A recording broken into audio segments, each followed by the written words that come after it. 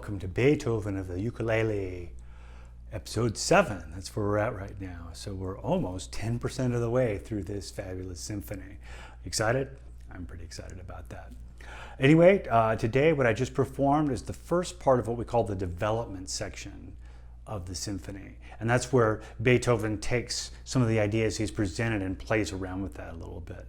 After a couple of transitionary measures, the first idea that Beethoven works to death is this idea that we see right at the very beginning. So here's the beginning of the symphony again. That's the first two measures. The second measure has this rhythm.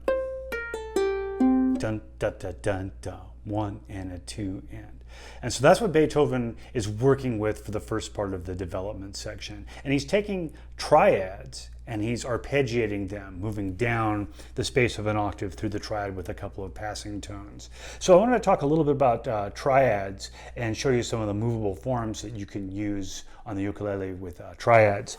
So what I'd recommend you do is take a look at this sheet, and there's a link in the description below where you can look at this sheet. And if you're on my email list, by the way, if you're not on my email list, go ahead and get on my email list so you can get the music for the symphony delivered to your inbox every week. But anyway, if you're not and you want to follow along, you can look at the blog post that I'll link to in the description notes, or click the link for this page right here, and this will have some of the forms diagrammed out.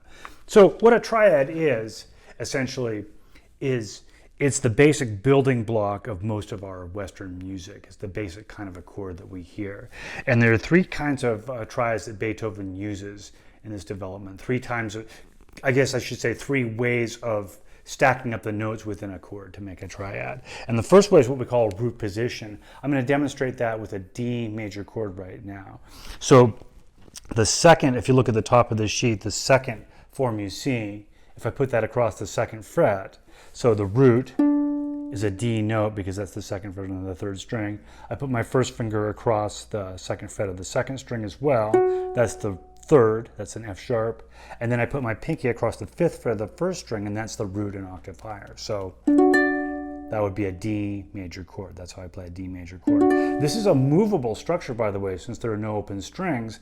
If I move it around to different places, I can create different triads. So this again would be a D major triad, because the note right here on the second fret of the third string is a D note. If I were to move it, let's say, to the fifth fret, so fifth fret, eighth fret, that would be an F major triad because the note on the third string is an F. Okay, what I do at the beginning of the development section of this is I play a B flat major triad, and that's what Beethoven is doing. He starts with a B flat major triad, which is going to be all the way up here, same shape, but I'm going to hold my first finger across the 10th fret, 10th fret third string, 10th fret second string, and 13th fret on the first string.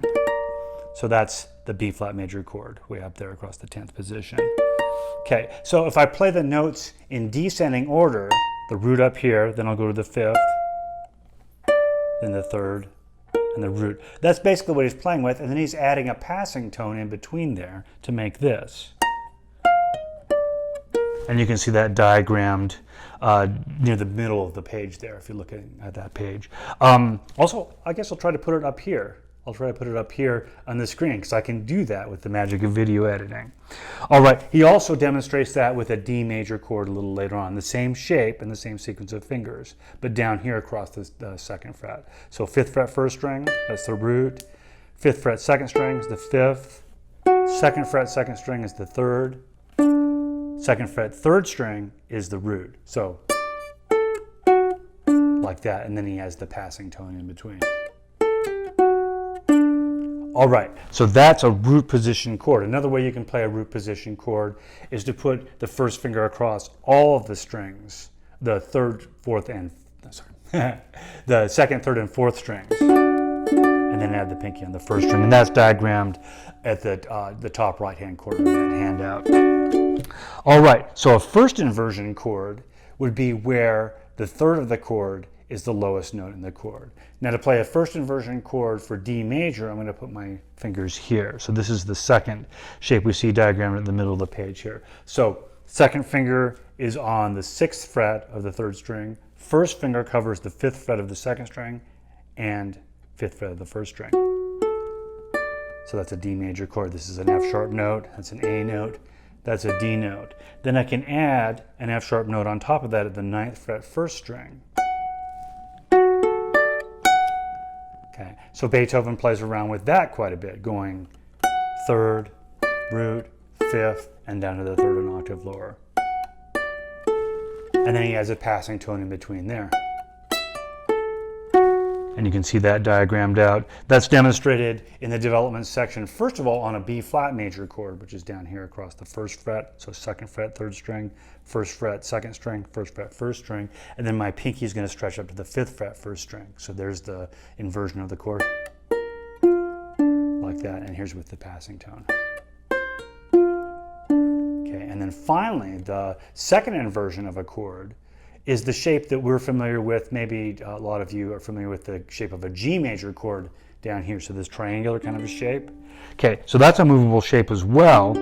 And the note that names the chord is on the 2nd string underneath my 3rd finger. So if I play this one, and I play it for D major, I'm going to locate my hand across the 9th fret. So this triangular shape, 9th fret on the 3rd string, 10th fret on the 2nd string, 9th fret on the 1st string, and then I can add my pinky all the way up on the 12th fret of the 1st string. So that would be a D major chord in what we call the second inversion. So I could play descending through those notes